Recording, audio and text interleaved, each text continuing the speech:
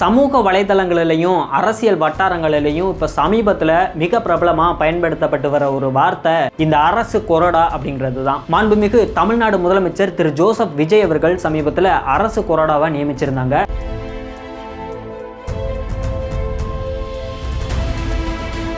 இந்த அரசு கொறடா யாருன்னு பாத்தீங்கன்னா, அவரோட நீண்ட காலமா டிரைவரா பயணிச்ச ராஜேந்திரன் அவர்களுடைய மகன் திரு சபரிநாதன் அவர்கள் தான் அரசு கொறடாவா அதிகாரப்பூர்வமா அறிவிக்கப்பட்டிருக்காங்க.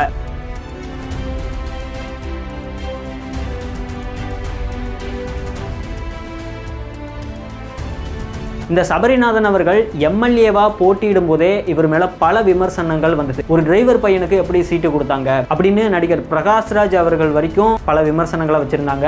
இவருக்கு தற்போதைக்கு தமிழ்நாட்டினுடைய அதிகாரப்பூர்வ அரசு கொறடா அப்படிங்கிற பதவி வழங்கப்பட்டிருக்கு. நமக்கு முதலமைச்சர் தெரியும், அமைச்சர்கள் தெரியும், சட்டமன்ற உறுப்பினர்கள் தெரியும். யார் இந்த கொறடா? கொறடா அப்படிங்கிறது சட்டமன்றத்துல மிக முக்கியமான பதவி அப்படின்னே சொல்லலாம். இந்த கொறடா என்ன உத்தரவு போடுறாங்களோ அதுபடிதான் சட்டமன்ற உறுப்பினர்கள் நடக்கணும். அதை மீறி நடந்தா சட்டமன்ற உறுப்பினர், அதாவது மக்களால தேர்ந்தெடுக்கப்பட்ட எம்எல்ஏவோட பதவியே பறிபோக வாய்ப்பு இருக்கு அப்படின்னு சொன்னா உங்களுக்கே ரொம்ப ஆச்சரியமா இருக்குல்ல. இந்த கொறடா யாரு, கொறடாவோட பணிகள் என்ன, இது எப்போல இருந்து நடைமுறைக்கு வந்தது அப்படிங்கறத பத்தி தான் இந்த வீடியோல நம்ம தெளிவா பார்க்க போறோம்.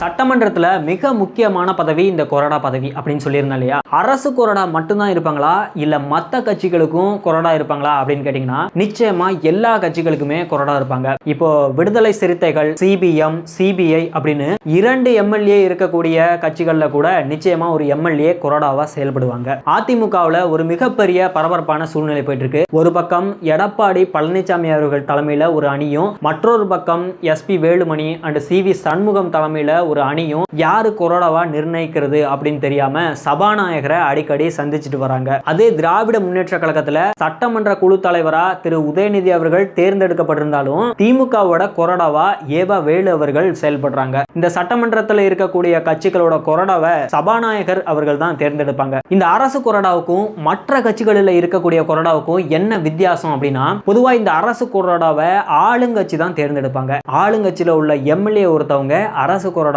நிர்ணயிக்கப்படுவாங்க. பொதுவா ஒரு மாநில அமைச்சருக்கு எவ்வளவு வசதிகள், எவ்வளவு அதிகாரம் இருக்கோ அது எல்லாமே அந்த அரசு கொறடாவுக்கும் இருக்கும். அதாவது அரசு வாகனத்துல போறது, அந்த வாகனத்துல தேசிய கொடி பறக்கிறது, அமைச்சருக்கு வழங்கக்கூடிய பாதுகாப்பு, இது எல்லாமே அரசு கொறடாவுக்கும் இருக்கும். இன்னும் ஆழமா சொல்ல போனா, சென்னையில முதலமைச்சர், அமைச்சர் இவங்களுக்கெல்லாம் சென்னை கிரீன்வே சாலையில ஒரு குடியிருப்பு இருக்கும், அரசு குடியிருப்பு. அது மாதிரி அரசு கொறடாவுக்கும் ஒரு குடியிருப்பு இருக்கு. அந்த அளவுக்கு சட்டமன்றத்துல மிக முக்கியமான அதிகாரம் கொண்டவங்க இந்த அரசு கொறடா. இந்த கொறடாவோட முக்கியமான பணிகள் என்னென்ன அப்படின்னு பார்த்தோம்னா, சட்டமன்றத்தில் ஒரு சட்டமோ மசோதாவோ அல்லது நம்பிக்கை வாக்கெடுப்போ நடந்தா அந்த கொறடா சொல்றதை தான் அதுக்கு கீழே இருக்கக்கூடிய அந்த சட்டமன்ற உறுப்பினர்கள் கேட்கணும். இப்போ சமீபத்தில் தமிழக வெற்றி கழகம் ஆட்சி அமைப்பாங்களா இல்லையா அப்படின்னு ஒரு மாபெரும் விவாதம் போயிட்டு இருந்தது. அது நம்பிக்கை வாக்கெடுப்பும் சட்டமன்றத்தில் நடந்தது. இப்போ எக்ஸாம்பிளுக்கு காங்கிரஸ் கட்சியை எடுத்துக்கிட்டோம்னா, காங்கிரஸ் கட்சி தமிழக வெற்றி கழகத்துக்கு ஆதரவு அளிக்கிறாங்க. காங்கிரஸ் கட்சியில மொத்தமா 5 சட்டமன்ற உறுப்பினர்கள் இருக்காங்க.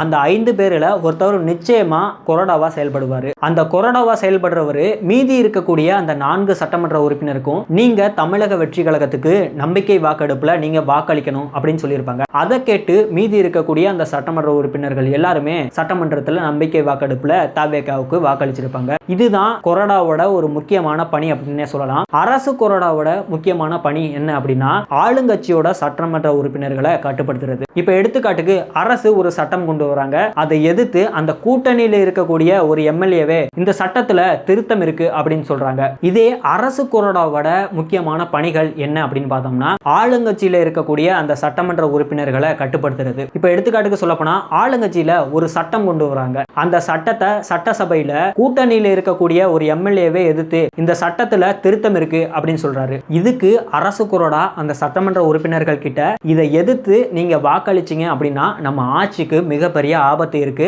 நீங்க நமக்காக தான் வாக்களிக்கணும் அப்படின்னு சொல்லுவாங்க. அதை கேட்டு அந்த ஆளுங்கட்சியில உள்ள எல்லாருமே அந்த சட்டத்துக்கு ஆதரவா வாக்களிப்பாங்க. அதை எதிர்த்து யாராவது வாக்களிச்சா உடனே அரசு கொறடா சபாநாயகர் கிட்ட முறையிட்டு அவங்க பதவியையே பறிக்கிற அளவுக்கு அதிகாரம் இவங்கள்ட்ட இருக்கு. இந்த எம்எல்ஏவோட தகுதி நீக்கம் எப்படி நடக்கும் அப்படின்னா ஆன்டி டிஃபெக்ஷன் லா, அதாவது கட்சி தாவல் சட்டத்தின்படி ஒரு சட்டமன்ற உறுப்பினர் அந்த கொறடாவோட பேச்சை மீறி நடந்தா அந்த கொறடா சபாநாயகர் கிட்ட முறையிட்டு அவங்களோட பதவியே, அதாவது மக்களால தேர்ந்தெடுக்கப்பட்ட ஒரு சட்டமன்ற உறுப்பினரோட பதவியே பறிக்கிற அளவுக்கு கொறடாவுக்கு அதிகாரம் இருக்கு. சுருக்கமா சொல்ல போனா அந்த கட்சி தலைவருக்கும் சட்டமன்ற உறுப்பினர்களுக்கும் ஒரு பாலமா செயல்படக்கூடியவர் தான் இந்த கொறடா அப்படிங்கிறவர். இந்த நடைமுறை பாராளுமன்றத்திலிருந்து நம்ம தமிழக சட்டமன்றம் வரைக்கும் இருக்கு அப்படின்னே சொல்லலாம். அதாவது பிரிட்டிஷ் அசம்பிளி ஆட்சி முறையில தான் இந்த கொறடா அப்படிங்கிற பதவி இருக்கு. 1991 வரைக்கும் இந்த கொறடாவுக்கு சிறப்பு அதிகாரங்கள் எதுவுமே இல்லை அப்படின்னு சொல்லலாம். இந்த அதிகாரங்கள் எல்லாம் கொண்டு வந்தவங்க முன்னாள் முதலமைச்சர் செல்வி ஜெயலலிதா அவர்கள் தான். 1991 வரைக்கும்